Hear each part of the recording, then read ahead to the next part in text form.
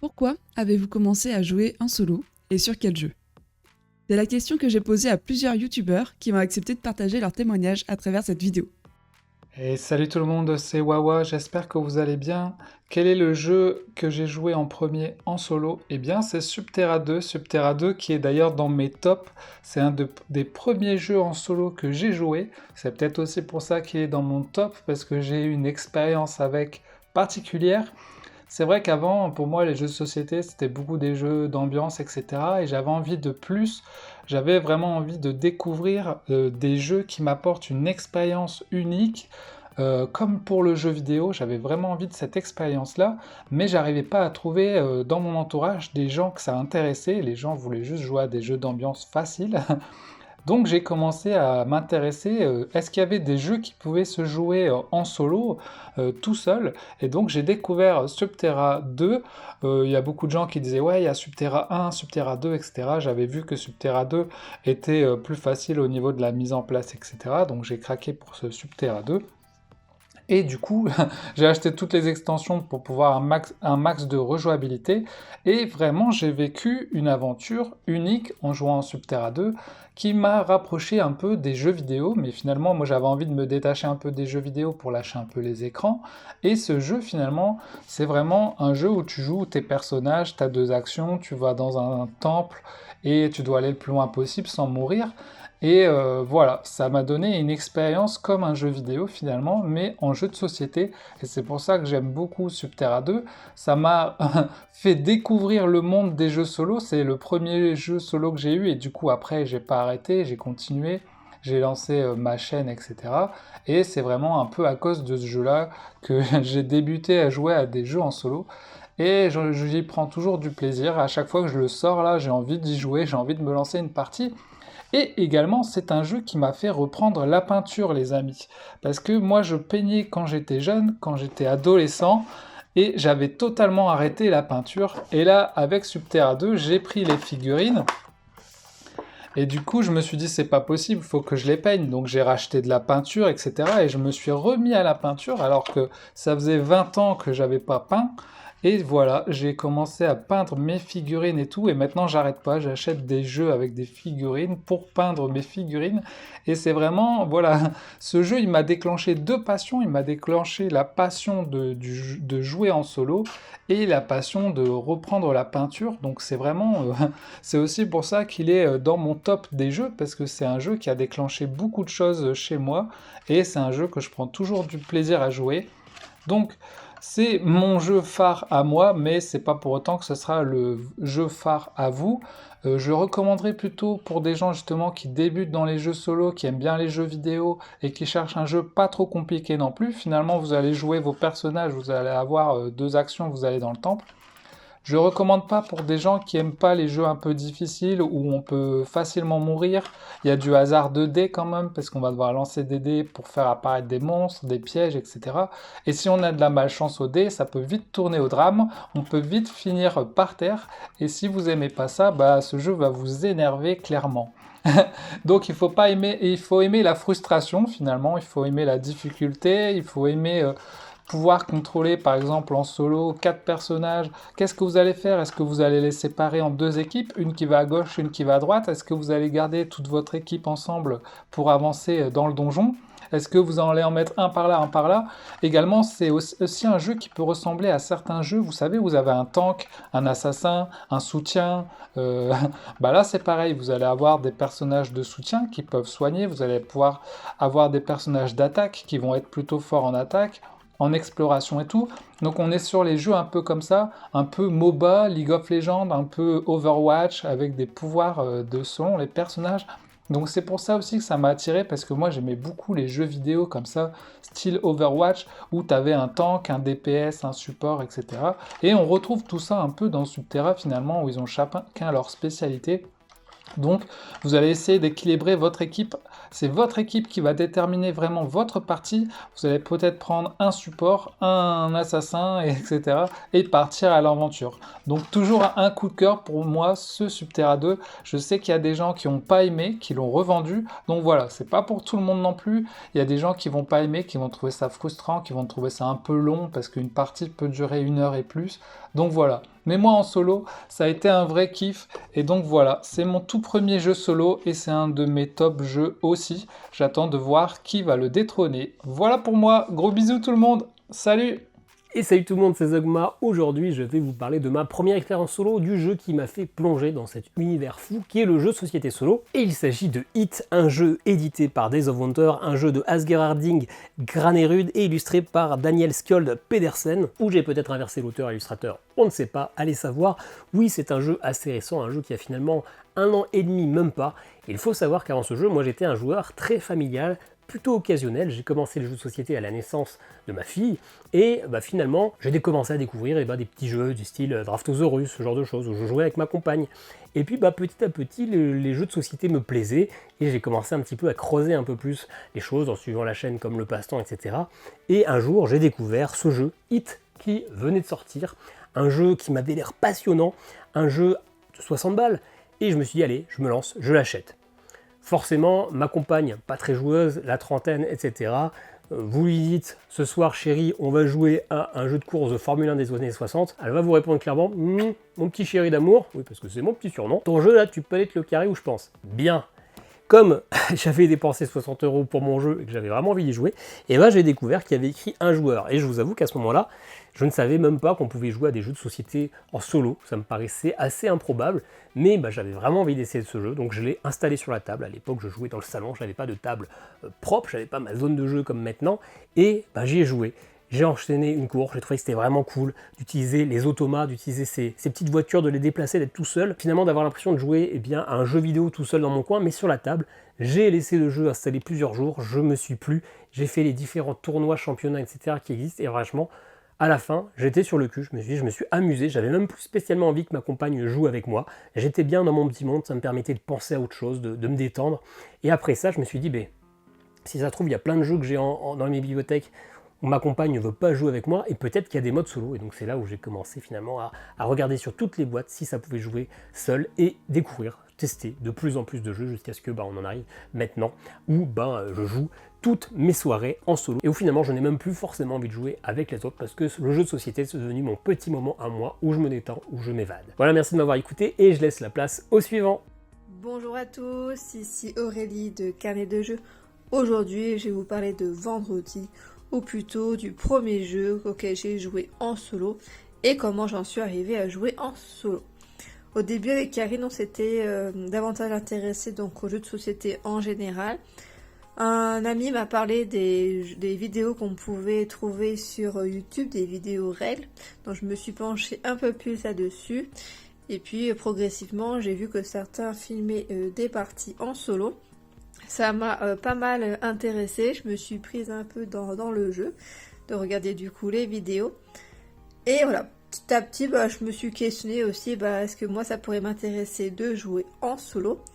Je me suis rendue dans une boutique spécialisée en jeux de société et j'ai trouvé donc Vendredi. Je me suis renseignée vite fait sur internet pour savoir un petit peu les avis qu'il y avait autour de ce jeu. Et donc je l'ai acheté. Donc c'est vraiment l'un des premiers jeux que j'ai acheté. Et c'est surtout donc mon premier jeu donc en solo. Donc j'ai eu de la chance parce que ça fait partie des jeux même que je préfère dans ma ludothèque. Il m'a permis de découvrir vraiment cette mécanique de destruction de cartes que j'ai vraiment donc adoré et que je recherche d'ailleurs maintenant dans beaucoup de jeux de deck building. J'ai besoin qu'on détruise, qu'on épure un petit peu son deck. Donc c'est vraiment une mécanique du coup qui m'a beaucoup intéressée dans ce jeu. Ce qui m'a aussi bien intéressée dans ce jeu, c'est que plus le temps passe, plus on va se rajouter donc des malheurs, donc des éléments négatifs dans notre deck. Et plus le temps passe aussi, et plus donc on va se retrouver à des niveaux de difficulté.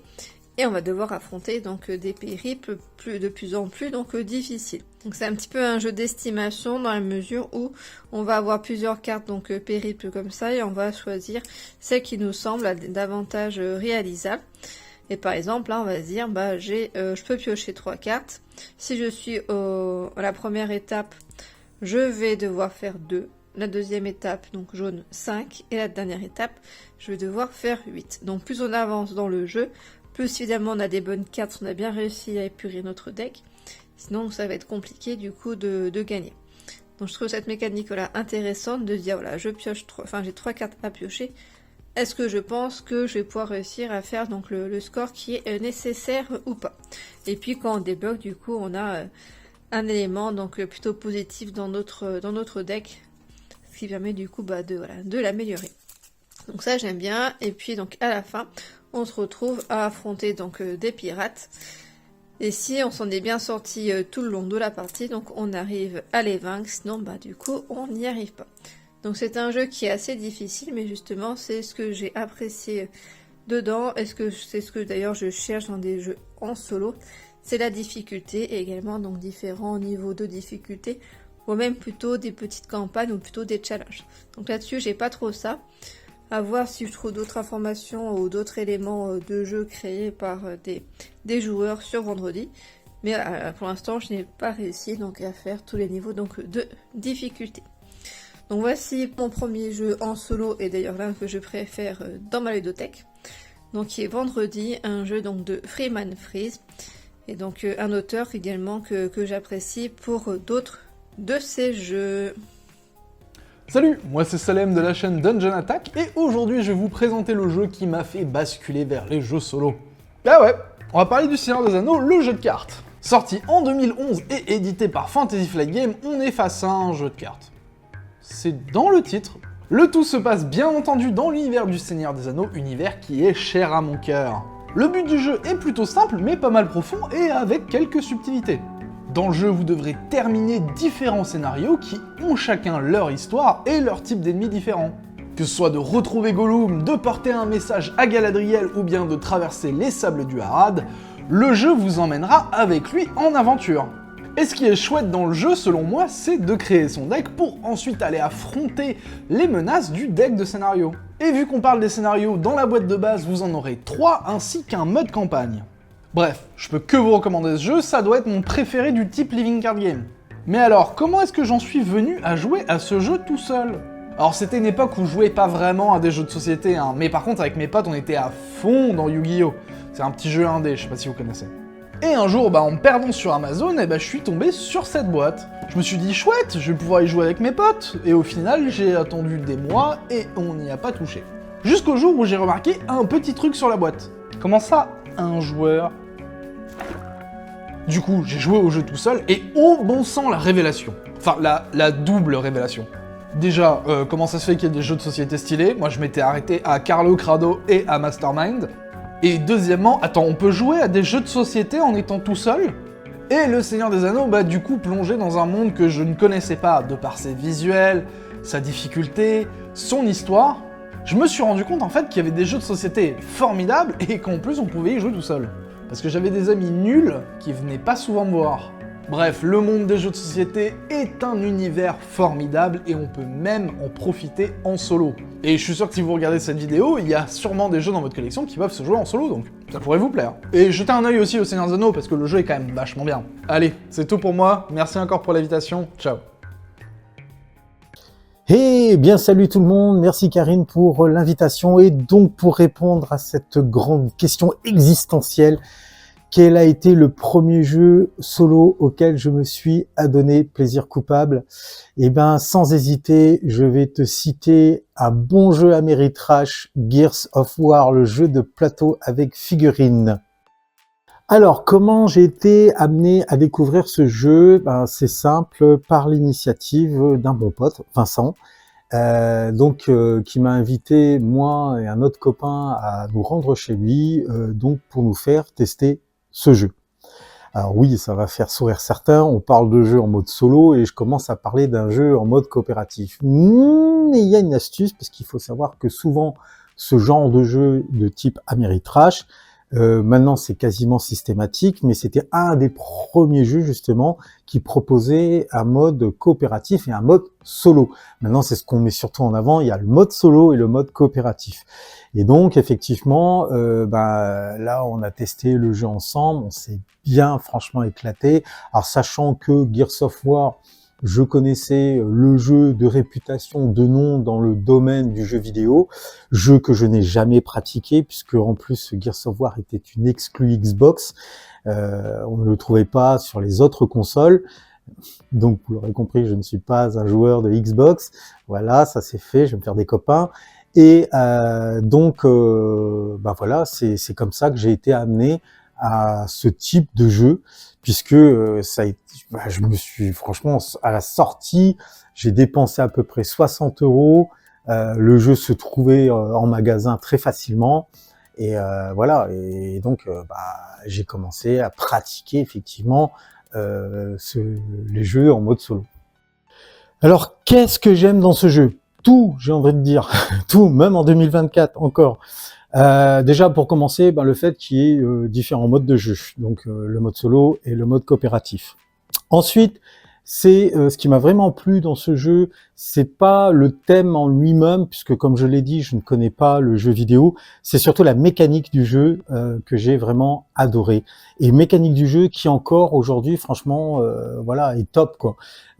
Pour résumer très rapidement, donc ce jeu va se jouer surtout avec des cartes. Il y a quelques lancers de dés, puisque c'est un jeu Ameritrash. Sans lancer de dés, ce n'est plus un jeu Ameritrash. Mais les cartes vont vraiment jouer un rôle primordial dans le gameplay. Et en clair, pour résumer, pour pas trop rentrer dans les détails, parce que c'est pas le but de cette vidéo, les cartes en fait vont servir aux joueurs à la fois pour réaliser des actions, différents types d'actions, et pour se maintenir en vie, puisque elles équivalent à votre nombre de points de vie. Et chaque joueur commence la partie avec 6 cartes, donc on va pouvoir en récupérer évidemment au fur et à mesure de la partie, ou pas. Et Marcus Phoenix, qui est le héros principal, lui débute la partie avec 7 cartes. En face, l'IA va être gérée aussi par un système de cartes.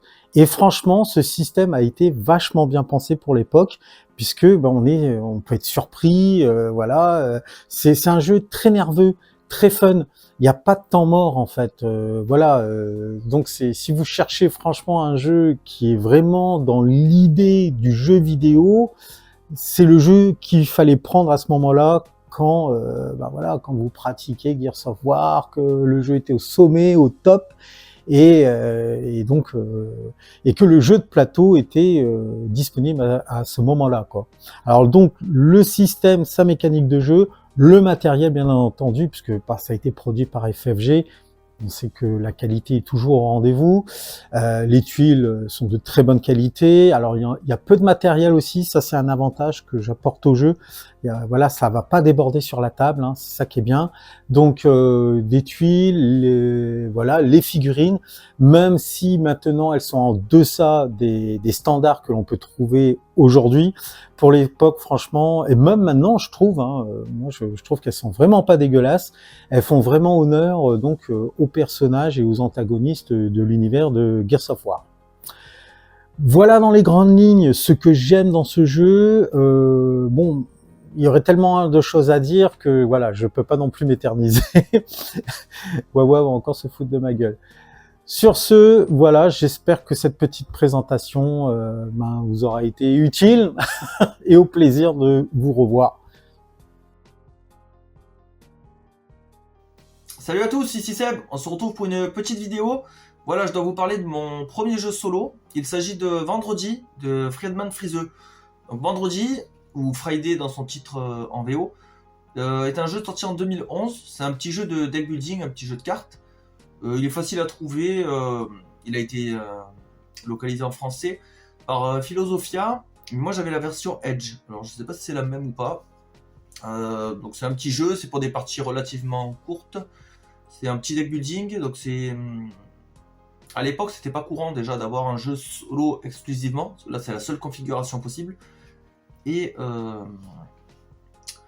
voilà, donc l'auteur Friedman Friseux, lui, vous avez certainement dû en entendre parler, il fait beaucoup de jeux, c'est un auteur très très prolifique, un auteur allemand. Il a 122 jeux au compteur, j'ai regardé sur BGG, et son premier jeu édité date de 1992, c'est Landlord, ça je ne connais pas. Il continue d'en sortir encore de nos jours, donc quand même, respect Respect de Monsieur Friseux. Donc la thématique de vendredi, finalement, c'est que c'est tiré du livre de Daniel Defoe, je crois, Robinson Crusoe. Donc c'est un livre de survie. En fait, ça raconte l'histoire de Robinson qui après un naufrage, s'échoue sur une île déserte. Et ensuite, il doit survivre, il doit chercher de la nourriture, il doit se faire un abri, etc. Donc là, on va être dans le jeu, on va jouer cette histoire-là. On va devoir survivre aux événements, aux dangers, etc., à la faune. Et jusqu'à l'arrivée des pirates que on devra affronter et combattre. Il y aura 2 cartes pirates à affronter. Donc les mécaniques principales du jeu, ça va être du deck building, ça va être de la gestion de ressources avec nos points de vie.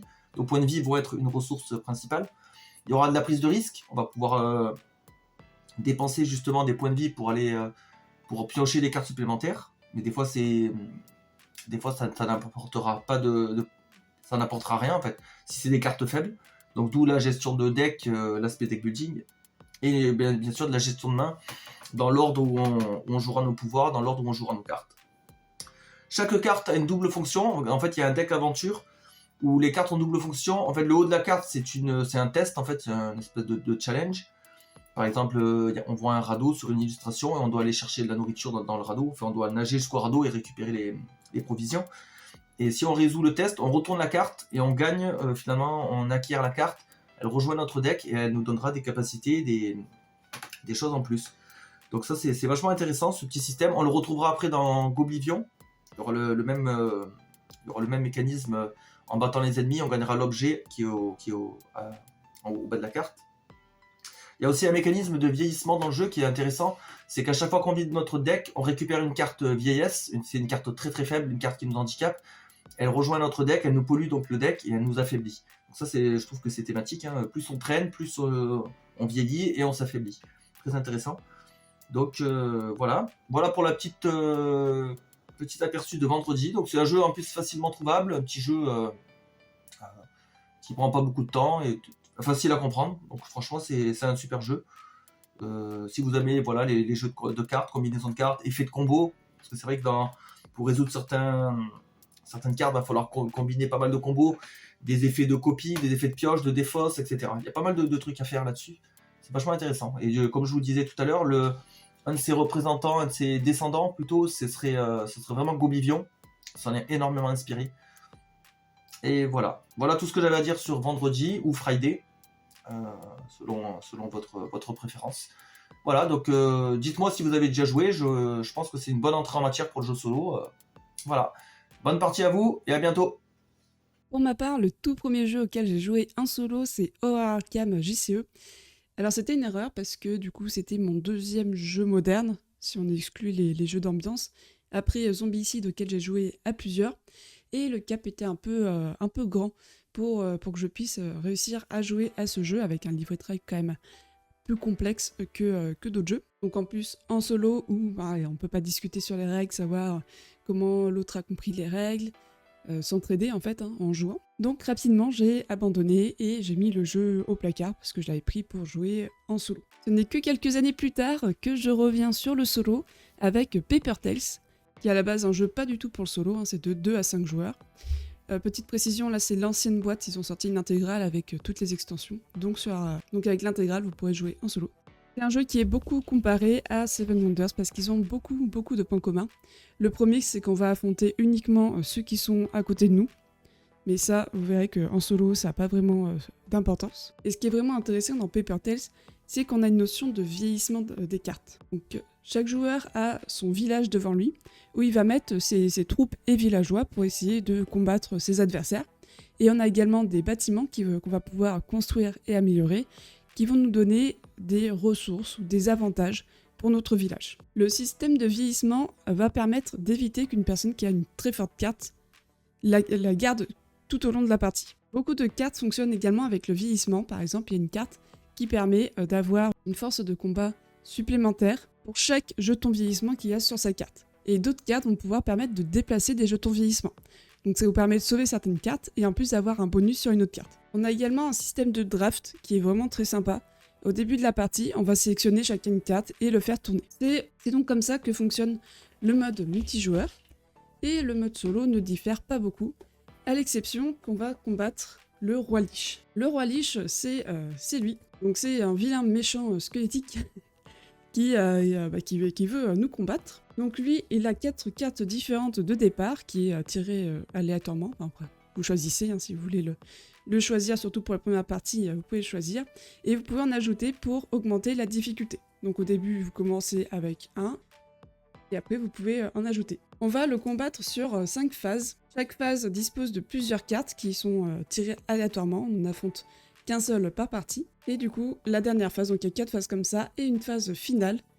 Pour chaque carte, on va avoir une valeur de victoire si on arrive à le combattre. Et lui, de ce côté, il va avoir des points de force pour savoir si, quand le combat, qui gagne. Et il peut également avoir des bonus pour marquer plus de points. Parce que vous allez pouvoir aussi en marquer avec vos unités ou avec les bâtiments. Donc lui, il va également avoir quelques attributs qui vont lui permettre de gagner plus de points en fonction de ce que vous jouez. Donc ça va aussi un peu contraindre ce que vous allez jouer pour que ce soit plus intéressant pour nous. Et pour moi, la grande force de Paper Tale, c'est qu'il se joue très bien de 1 à 7 joueurs, donc c'est quand même assez fort. Ça permet d'avoir un jeu très très polyvalent. En fait, je fais souvent la distinction entre mon jeu préféré, celui auquel je rejouerai le maximum, et le jeu que je garderai si je devais en garder un seul. Parce qu'en fait, celui-ci est vraiment le plus polyvalent. C'est pas celui auquel je préfère jouer, je le trouve très très bon, mais c'est pas forcément celui que je sortirai pour une partie solo par exemple. Mais du fait qu'il soit très bon dans toutes les configurations, je trouve que ça en fait un très très bon jeu. Et je pense que c'est également intéressant comme premier jeu parce que voilà, si vous aimez pas le solo, c'est pas très grave, parce que vous pourrez jouer avec d'autres avec le multi, à condition que ça leur plaise, mais en tout cas, avec toutes les personnes avec qui j'ai joué, ils ont tous adhéré. Donc voilà pour cette vidéo, j'espère que ces témoignages vous ont plu, peut-être que ça vous donnera envie d'essayer quelques jeux. N'hésitez pas à nous dire en commentaire, à nous raconter ce qui vous a fait commencer à jouer en solo, et avec quel jeu. On se retrouve très bientôt pour une prochaine vidéo, et en attendant, amusez-vous bien!